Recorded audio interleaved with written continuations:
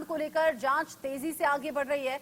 न्यायिक आयोग ने जांच तेज कर दी है। कल ही न्यायिक आयोग की टीम पहुंची थी घटनास्थल पर, जहां पर जांच को आगे बढ़ाया था।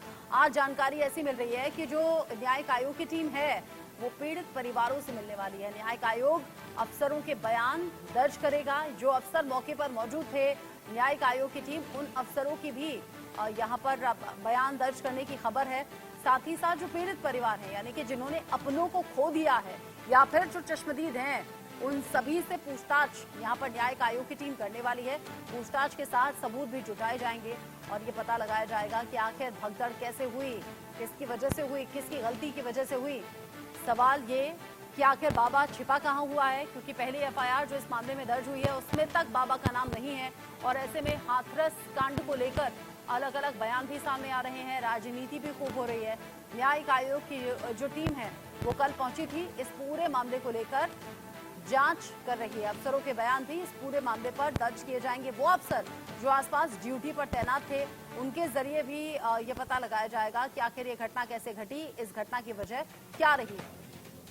इन सबके साथ ही साकार हरी, जो कि बाबा अभी फरार चल रहा है, सूरजपाल सिंह उर्फ भोले बाबा, उसकी तलाश जगह जगह चल रही है। उसकी संपत्तियों की जांच चल रही है। कहां कितने उसके अनुयायी थे ये पता लगाया जा रहा है। कब से ये बाबा प्रवचन दे रहा है। जानकारी ऐसी भी है कि कुछ महिलाओं को सम्मोहित भी इसके जरिए किया गया। महिलाओं को सम्मोहित करना यानी कि अपने वश में करने की बात भी कुछ परिवारों के जरिए सामने आई है। यानी कि घर की महिलाओं को, जो गृहिणियां हैं, उन्हें सम्मोहित करके अपने पक्ष में कर लेना। और कई परिवार ऐसे हैं जो उजड़ गए हैं।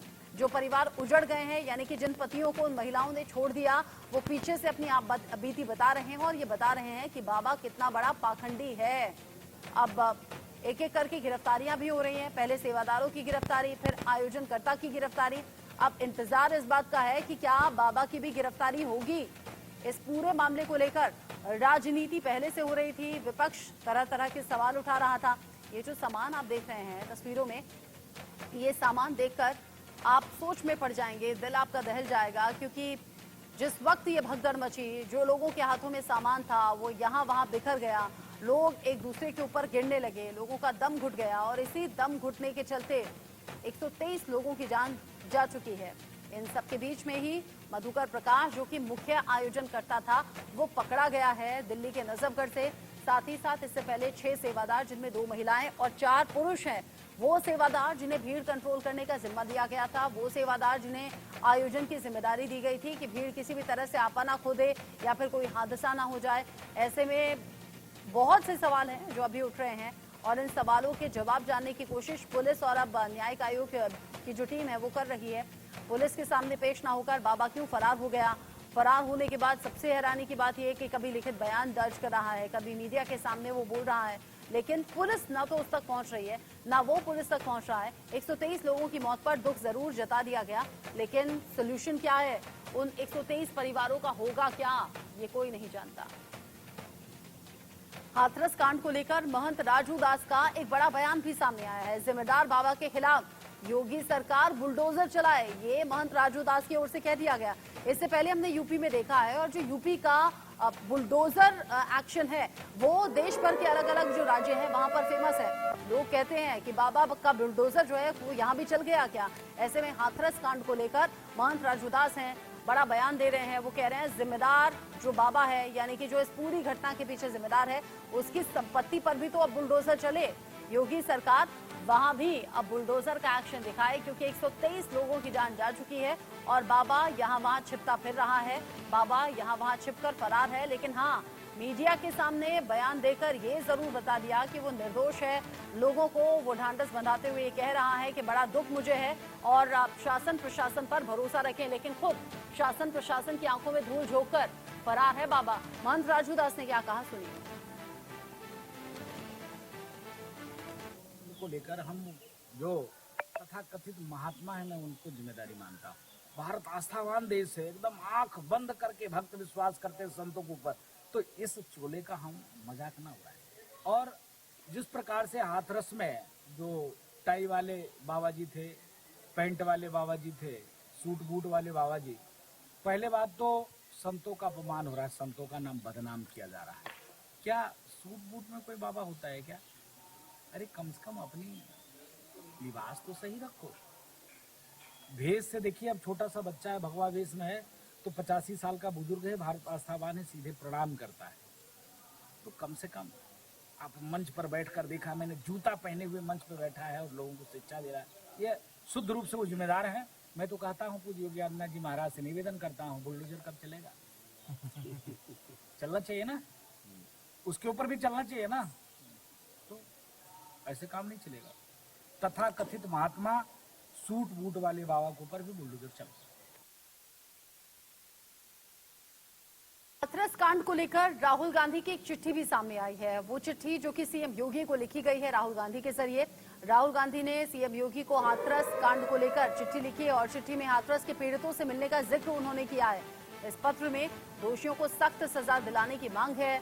पत्र में जल्द ही मुआवजा देने का आग्रह भी किया गया है, जो कि पीड़ित परिवारों से मिलने के बाद जो पहला रिएक्शन राहुल का सामने आया था, उसमें भी राहुल गांधी ने कहा था कि जो पीड़ित हैं उन्हें इंसाफ तो मिले ही, कड़ा जो एक्शन है वो यहाँ पर लिया जाए और सख्त एक्शन के साथ साथ मुआवजा जो है वो थोड़ा बेहतर कर दिया जाए। 2 लाख रुपए बहुत कम है। ऐसी ही बातें कहते हुए ये पत्र योगी सरकार को लिखा गया राहुल गांधी की तरफ से। राहुल गांधी जो अब सांसद के साथ ही नेता प्रतिपक्ष की जिम्मेदारी भी निभा रहे हैं और उनका कहना यह है कि हाथरस कांड में जो पीड़ित परिवार हैं उन्हें उचित मुआवजा भी मिल जाए और साथ ही साथ जो दोषी है इस मामले में उस पर कड़ा एक्शन भी हो।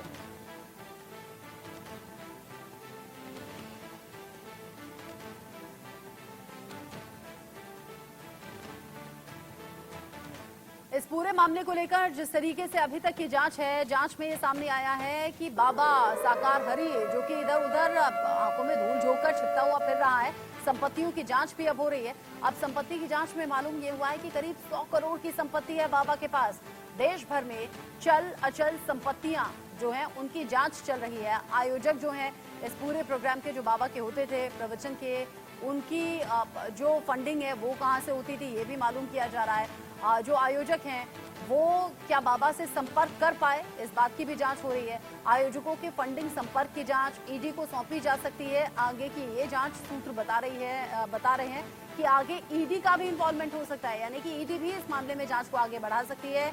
एसटीएफ बाबा की संपत्तियों की जांच करने वाली है, यानी कि कुल मिलाकर चारों तरफ से बाबा की मुश्किलें तो बढ़ती हुई नजर आ रही हैं।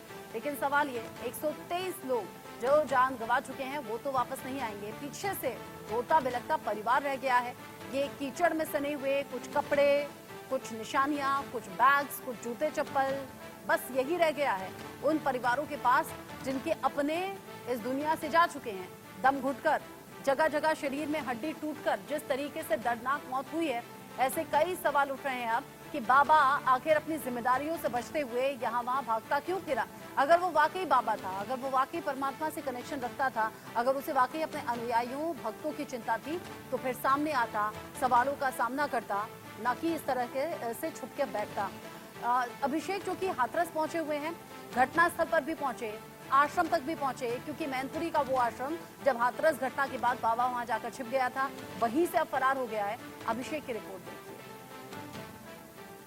उर्फ बाबा नारायण साकार हरि उर्फ भोले बाबा के इस मैनपुरी के आश्रम में सुबह से ही अंध भक्तों का आना शुरू हो गया है और बाहर भले ही फोर्स का डिप्लॉयमेंट है, आप पुलिस की गाड़ियां देख सकते हैं। इस पूरे रास्ते को कॉर्डन ऑफ किया गया है, यानी यहाँ से गाड़ियां नहीं जा सकती, यहाँ से सिर्फ आप पैदल जा सकते हैं। और अंदर तकरीबन 200 से 300 अंधभक्त मौजूद हैं जो किसी भी वक्त किसी भी परिस्थिति में बाबा के बारे में कुछ नहीं सुन सकते। और शायद यही वजह है कि अंदर मौजूद बाबा तकरीबन 72 घंटे बाद कल जब सामने आया तो रटा रटाया पढ़ा पढ़ा बयान देकर सामने आया। इस संपत्ति के बारे में आपको बता दूं कि ये 21 बीघा में बनी हुई वो संपत्ति है जो लोगों ने अपनी गाढ़ी कमाई से बाबा को दान में दे डाली है। साथ ही साथ सामने एक परमानेंट मंच बना हुआ है जिस पर बैठकर बाबा अपना प्रवचन देता था और लोगों को सम्मोहित कर लिया करता था। तकरीबन 1 महीने से यहाँ पर भी प्रवचन नहीं हुआ और अब जो जानकारी मिल रही है कि बाबा अंदर मौजूद है। साथ ही साथ बाबा के जो अनुयायी हैं वो अंदर बैठकर, जब आप दीवार के पास जाएंगे, आश्रम के पास जाएंगे, तो मीडिया के लोगों की बातें एक के बाद एक कान लगाकर सुना करते हैं। और शायद यही वजह है कि कभी भी कोई भी परिस्थिति बिगड़ सकती है यहाँ पर, और इसीलिए बार बार यहाँ फोर्स की भी चहलकदमी देखने को मिलती है।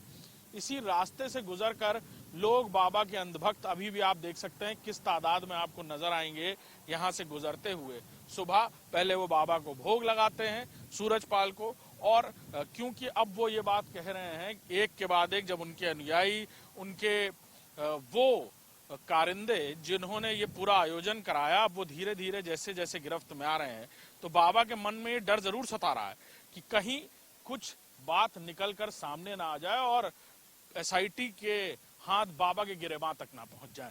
और शायद यही वजह है कि बाबा खुलकर आया सामने, बोला भी, लेकिन दोबारा अंडरग्राउंड हो गया। और अब बाबा से जुड़ी संपत्तियों के मामले में भी जांच शुरू हो गई है, यानी एसआईटी बाबा को किए गए फंड्स की भी जांच करेगी। और ये भी संभव है कि इस जांच की आंच में आने वाली ये सारी संपत्तियों के ब्यौरे जल्द ही इन्फोर्समेंट डायरेक्टरेट को भी दिए जाएं, और फिर खुलकर सामने आएगा कि जिन लोगों ने बाबा को ये संपत्तियां दी वो आखिर कहां से दी, कहां से धन अर्जित किया, जो बिगहों जमीन, लाखों करोड़ रुपए बाबा को दान में दे दिए। साथ ही साथ एक दिलचस्प बात यह कि बाबा के पटियाली के आश्रम में बाबा 12 साल से नहीं गया, 2023 में पहुंचा, जब बाबा को उस आश्रम का, उस ट्रस्ट का नाम बदलना था। यानी पहले मानव संसाधन सेवा नाम रखा था, और उसके बाद बाबा ने अपने नाम से, यानी नारायण साकार हरि, 2023 में नाम बदल दिया। उसके पीछे की भी कहानी क्या है, इसको लेकर भी एसआईटी जांच कर रही है। क्या होगा, बाबा कब सामने आता है, इसकी पल पल की खबरें हम आपको दिखाते रहेंगे। लेकिन फिलहाल बाबा नारायण साकार हरि पर शिकंजा कसता चला जा रहा है। कैमरामैन राजेंद्र के साथ अभिषेक सिंह, इंडिया न्यूज, मैनपुरी। लेकर के न्यायिक आयोग की टीम कल से हाथरस में डेरा डाली हुई है। कल उसने सिकंदराव हादसे का निरीक्षण किया था और बारीकी से जांच परख कर अपनी जांच रिपोर्ट में लिख लिया था। और इस समय हम खड़े हैं हाथरस के निरीक्षण भवन पे, जहां देख सकते हैं पीछे काफी जमावड़ा मीडिया का भी लगा हुआ है। और ये निरीक्षण भवन हाथरस का पीडब्ल्यूडी विभाग का निरीक्षण भवन है, जहां पर आज न्यायिक आयोग की टीम आम जनमानस के बयान दर्ज कर रही है। उनका सभी का कहना है कि जो भी जनमानस उस घटना के प्रत्यक्षदर्शी हैं या उसके बारे में जो भी कुछ जानकारी रखते हैं, जो जताना चाहते हैं, जो बताना चाहते हैं कि आखिर वो हादसा कैसे हुआ, कैसे वो 121 लोगों की मौत हो गई और क्या वो घटना का क्रम था, तो उनका कहना है कि जो आम जनमानस है वो यहाँ अपनी बात को रख सकते हैं, अपने बयान दर्ज करा सकते हैं। और इसी के क्रम में न्यायिक आयोग की जो जांच टीम है, जो हाईकोर्ट के निर्णायक जब विजय कुमार श्रीवास्तव के नेतृत्व में काम कर रही है, और इस समय वो आम जनता के जो बयान है उनको दर्ज कर रही है। यहाँ पर सुबह 9 बजे से 1 बजे तक सभी के बयान दर्ज किए जाएंगे। और उसके बाद क्या होगा अगला कदम, ये न्यायिक आयोग की टीम अभी यहाँ से बयान दर्ज करने के बाद जब निकलेगी तब वो बता पाएंगे आखिर अगला कदम क्या होगा। फिलहाल यहाँ देखा जा रहा है कि यह बारीकी से जांच कर रही है और माना जा रहा है कि आज पुलिस भी एक कोई बड़ा एक्शन बाबा के खिलाफ ले सकती है।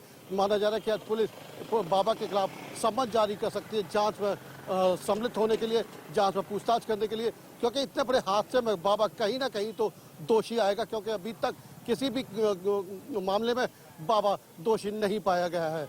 हाथरस से सुनील कुमार, इंडिया न्यूज।